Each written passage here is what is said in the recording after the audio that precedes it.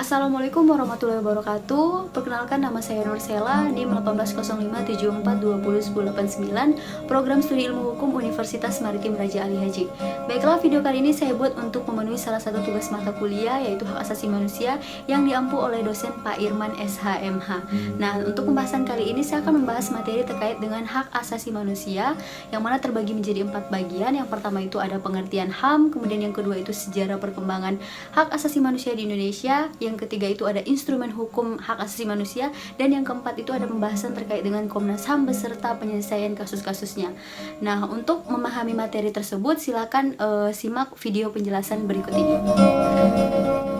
Berkaitan dengan pengertian hak asasi manusia, jika kita mengacu pada ketentuan pasal 1 ayat 1 Undang-Undang Nomor 39 Tahun 1999 tentang hak asasi manusia, menjelaskan bahwa hak asasi manusia adalah hak yang paling hakiki yang dimiliki oleh manusia dan tidak dapat diganggu-gugat oleh siapapun. Nah, oleh karena itu, terhadap hak asasi manusia, negara sebagai pelindung warga negaranya diharapkan dapat mengakomodir kepentingan dan hak warga negaranya tersebut. Nah, itu berdasarkan pengertian daripada undang-undang. Namun jika kita melihat pada pengertian para ahli, yaitu menurut John Locke menyatakan bahwa hak asasi manusia adalah hak yang diperoleh dari Tuhan yang Maha Pencipta sebagai hak-hak kodrati. Selain itu juga terdapat suatu pandangan bahwa hak asasi manusia ini hak yang dimiliki semata-mata karena ia adalah manusia. Jadi bukan karena pemberian dari masyarakat, pemberian dari hukum positif dari suatu negara, tapi semata-mata karena martabat daripada manusia. Secara umum, perkembangan hak asasi manusia di Indonesia itu terbagi menjadi 4 bagian atau 4 periode. Yang pertama yaitu pada masa zaman penjajahan, tentunya sebelum kemerdekaan, yaitu pada tahun 1908 sampai dengan 1945.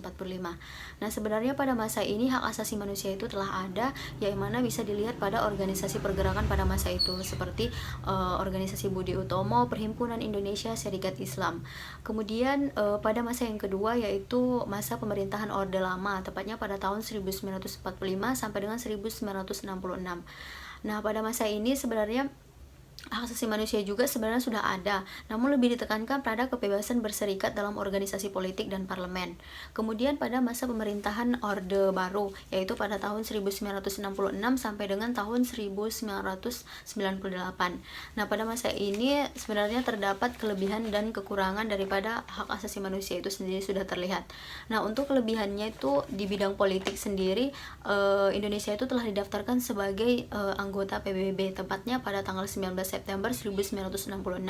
Nah, kemudian di bidang ekonomi sendiri telah adanya program transmigrasi swasembada, yang mana untuk meningkatkan kesejahteraan kehidupan dalam perekonomian masyarakat. Kemudian di dalam bidang pendidikan, yang mana sudah adanya gerakan yang memberantas buta huruf, dikenal dengan gerakan wajib belajar dan gerakan nasional orang tua asuh. Kemudian terkait dengan kekurangan daripada masa ini. Nah, kekurangannya itu adanya suatu kekuasaan pemerintah yang absolut, kemudian itu ada rendahnya transparansi pengelolaan, kemudian hukum yang diskriminatif. Nah, selanjutnya yaitu pada masa pemerintahan reformasi, tepatnya pada tahun 1998 sampai dengan sekarang. Nah, pada masa ini diawali dengan lengsernya Pak Soeharto sebagai Presiden Republik Indonesia dan digantikan oleh Pak B.J. Habibie. Nah, pada masa ini juga sebenarnya terdapat kelebihan dan kekurangannya. Kalau di bidang politik sendiri, digantikannya 5 paket undang-undang menjadi 3 paket undang-undang. Kemudian itu di bidang ekonomi, yang mana sudah ada Badan Penyihatan Perbankan Nasional dibentuk pada masa itu. Kemudian yang ketiga itu adanya kebebasan pendapat dan pers, kemudian sudah diselenggarakannya pemilu pada masa reformasi.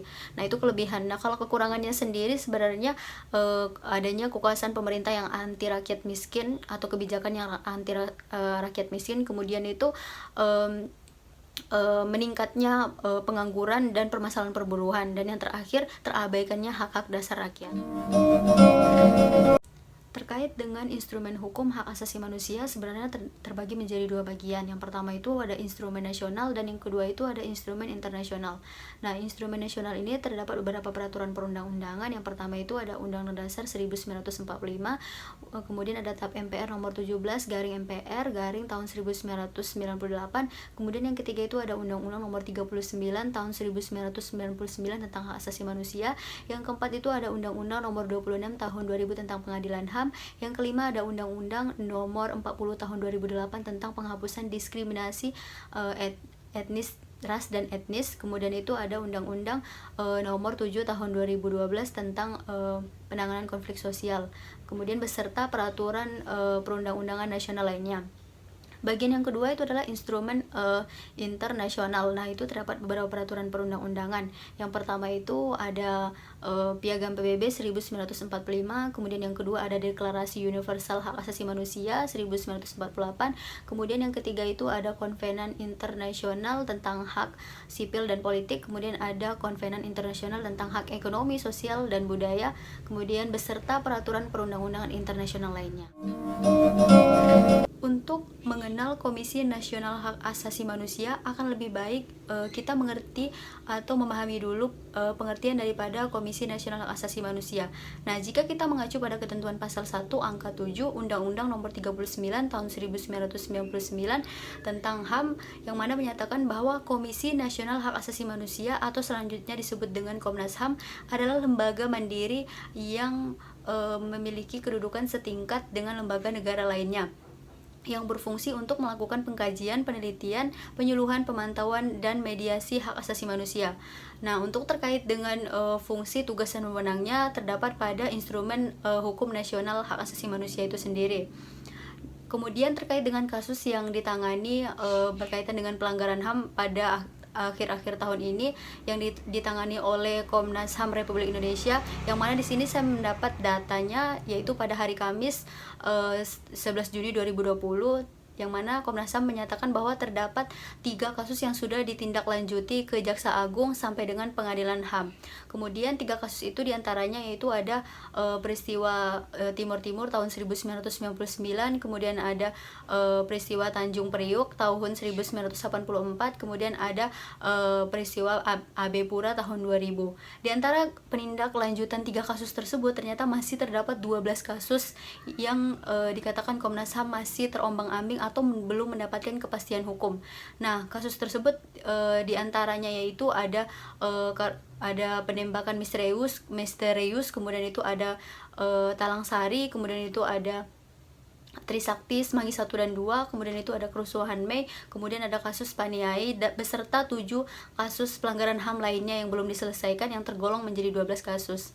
Akan tetapi Komnas HAM memberikan pernyataan bahwa mereka sudah melakukan upaya untuk melakukan penyelesaian pelanggaran HAM tersebut, yang mana dilakukan dengan mengundang para ahli untuk membuat suatu draft acuan terkait dengan akses pemulihan yang lebih baik untuk penyelesaian tersebut dengan adanya suatu kemartabatan.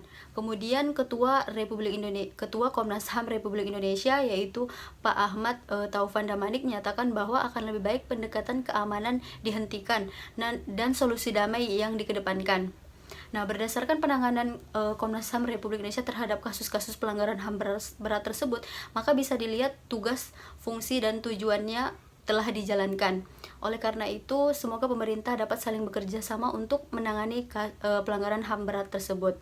Dan masyarakat Indonesia pun bisa menjauh untuk tidak melakukan pelanggaran HAM.